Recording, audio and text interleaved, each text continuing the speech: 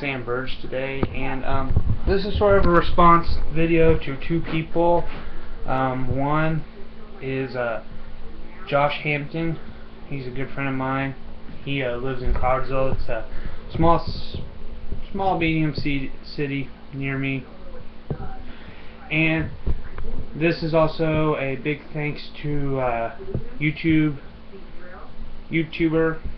the art of Juan, Freakshow, Caparas. If I said it right, sorry if I didn't.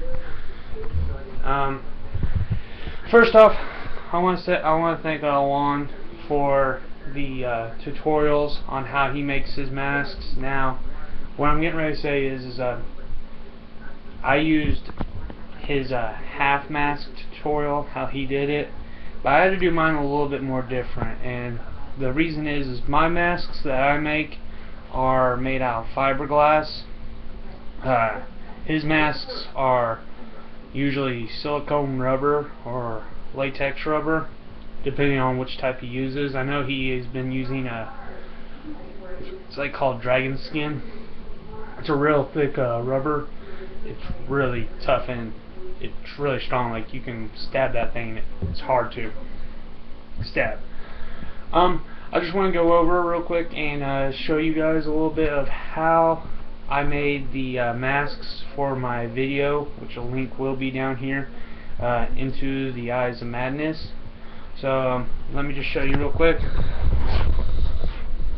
So there's all three of them right there. Version 3,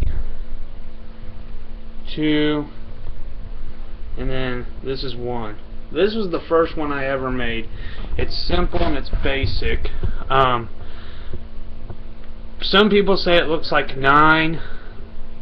You know, Tim Burton's 9. Some people say it's evil Walmart smiley face, but everybody's a little wrong. I kind of based them off of Manhunt. I'm a real big fan of Manhunt, and it's just hard to find a real good quality mask that's a smiley face mask like they do in the game. Like I said,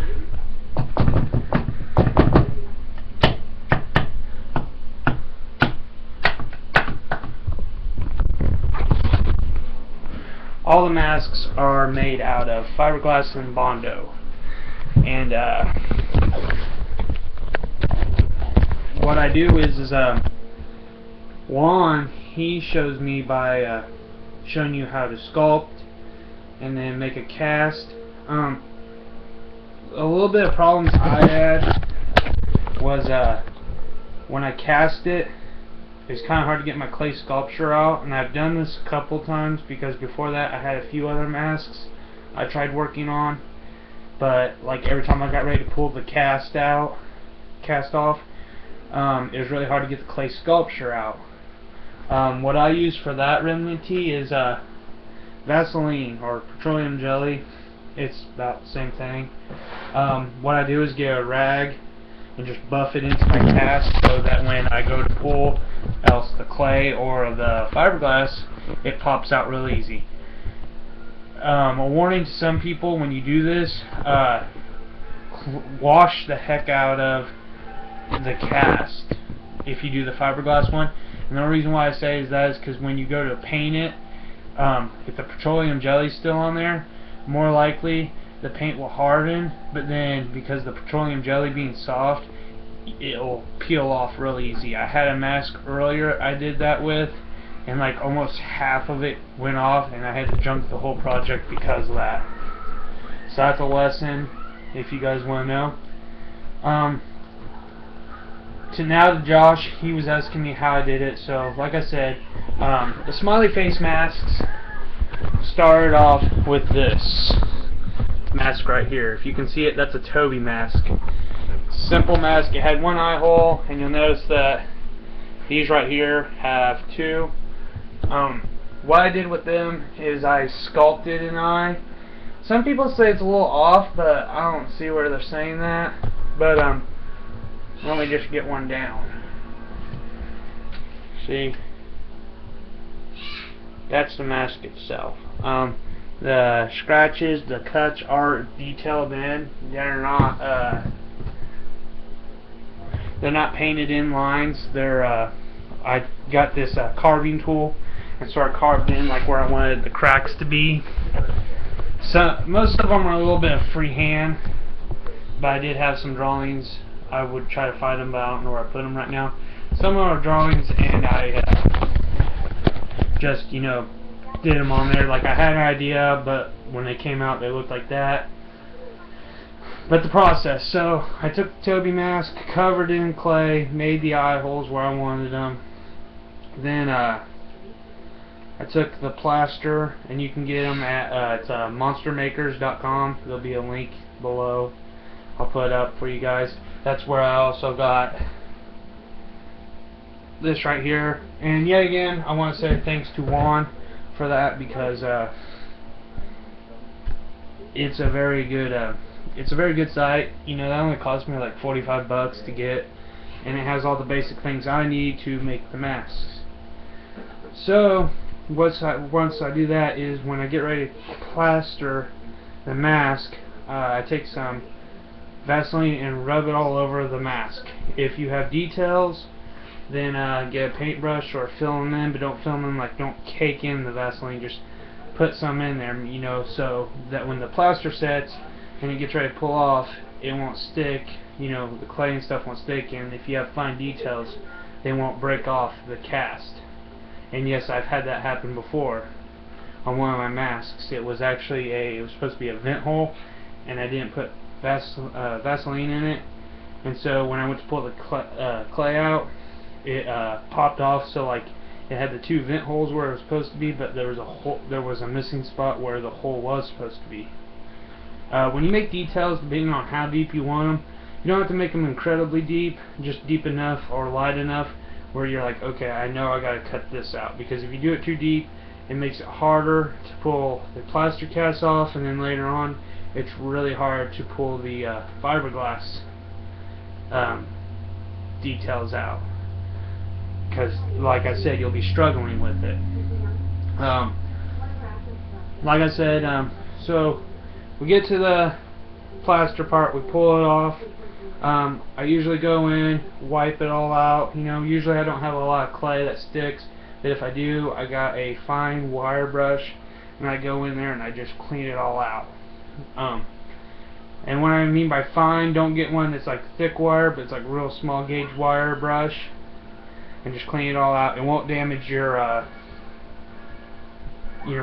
cast. I've done it before. And so we get ready for the fiberglass process. It's a real simple process. I get these measuring cups. They're paint measuring cups like these, and the most I ever fill up is, because the first layer for the mask is Rondo. That's the mixture between Bondo and fiberglass. I use both hardeners, but I use a little bit more of the Bondo hardener than I do the fiberglass hardener, because I think it makes it set up just a little bit quicker, and it's a lot harder. I mean, these masks are pretty solid. I've shot one with a BB gun and it didn't do much. So when that's done, I take the Bondo, you know, and I fill up to about 8 ounces on here, stir it up, put the hardener in, and then pour it in. But the trick is when you get ready to pour the Rondo in, your plaster cast is going to have Vaseline in it. That's another thing you need to know, is buff in some Vaseline or petroleum jelly before you pour your first layer, because that's essential to pulling the cast out. And I mean, you gotta, like, every corner, if you got, you know, just cover the whole thing in Vaseline, but make sure it's not like thick, because it's on there. So after the Bondo is set, and make sure you pour out the excess, because if you let it set and there's too much, it'll ruin the cast. You just want a thin layer for this first start, because there's going to be like 5 layers altogether for this. The second layer is just plain fiberglass, and with that, I do about 4 ounces. Below, don't go more than 8 ounces, and fiberglass it. Get a paintbrush and fiberglass the inside of it. Don't forget to use hardener, fiberglass hardener, And before the fiberglass sets, take your mat sheets of fiberglass mat. I use the I got some right here if I can get it. This right here, I use it better. I don't like the mat because it's too messy, and it's better when I'm getting ready to pull the cast out. It's more of a solid object I can pull instead of it like ripping in my hands. It's a lot more easier to pull out. My advice is yeah, fiberglass, and just use a paintbrush and sort of just like paint, like it's sort of like wallpaper. You place some of the glue and then put the paper up. That's how I do it with the fiberglass. What I do is I put some fiberglass in the inside of the mold, I put the mat up, and then I make more fiberglass after I laid all my sheets out, and then go over it real quick. And the reason why is that is because if it leaves bubbles, it's going to kind of ruin the mask, or the mask may break. I haven't had that problem, but it kind of, that's what happens to the mask. So next stage is one more. So you got Rondo, fiberglass, matte, fiberglass. I do one more layer of fiberglass, and then that's just painted on there with a brush. Like I said, you don't need more than 6 ounces, 8 ounces of fiberglass, and paint it on there. This will just help sort of smooth out if the mat sort of like is, you know, if there's like little fibers of it. It'll just help. You can sort of like, you know, blend it in. I've had that happen on a few of my masks. The next part is one more layer of Rondo. It's real simple. You just pour it in there and mix it all out. My advice is to go all the way to the edge and a little bit out over your mask cast. That's what I do.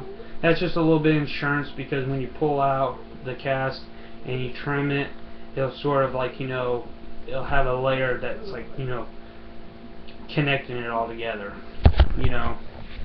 So then when you pull out the cast, next thing is, if you have a drill and a kit like I do, just have at it. I cut off the excess fiber mat and whatnot with a pair of tin snips, you know, cut around the edges. I get sandpaper sometimes and smooth out the mask, because if you add a little bit too much petroleum jelly, it kind of shows up in the mask. I haven't really had that problem, because like I said, I buff it, but that's what I do, is sand it out if I have a little, like, you know, looks like little swirls and stuff from the petroleum jelly. As for the strapping, I just go to Walmart and buy some cheap camping straps. They're like $1 a piece, and I got some rivets, and I drill the holes to where the strap is, and it sticks on. They have padding in them, and some people are like, well, that looks uncomfortable the way the mask sits, but the mask sits pretty good on me. I wore it throughout the short film, and it doesn't really bother me as much, but they do have padding in them now, so anyone who buys them off of eBay, you will get a mask with padding on it. Another thing with the paint job, it's really just spray paint. I do a lot of it in layers, like when I have, like, the first mask has scratches and stuff down it. I spray paint the whole mask gray, white, black, black again, and then when I get ready to do the yellow, I get a paintbrush or a Q-tip, fill in the areas that I want to stay black, like around the eyes, the smile, and the cracks. I do that with petroleum jelly, and then I spray paint it over with yellow, and then I wait about 2 hours for the mask to finish up drying, so I don't like mess up anything. I just want to make sure that the paint job is settled on there good, because what I do next is I take a small, it's like a dishwashing sponge, but it has the little like plastic around it, and what I do with that is I just scrub it off not with water or anything, just scrub it off. The paint usually peels off pretty good, and it's pretty neat because a lot of them, you know, did pretty good with that process. And like I said, if you put too much Vaseline on there, like one of the cracks I had on my mask, I put too much Vaseline on it, and it sort of just overflowed, and so the crack went, the black showed up more than I wanted. So then what I did was just went over with a paintbrush with yellow paint and covered it up. That's really a simple patch job you can do. And that's it really for the masks. I think in the future I will put up a video of me making one.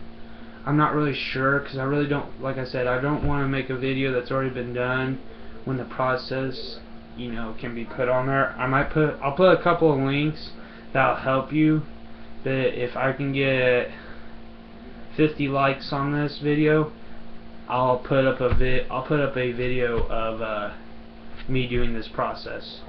So if anyone's watching, you know, just like this, share it, click on the links that I provide, and have a nice day. And I want to thank Juan yet again for showing me how to make masks. Thank you very much, bro.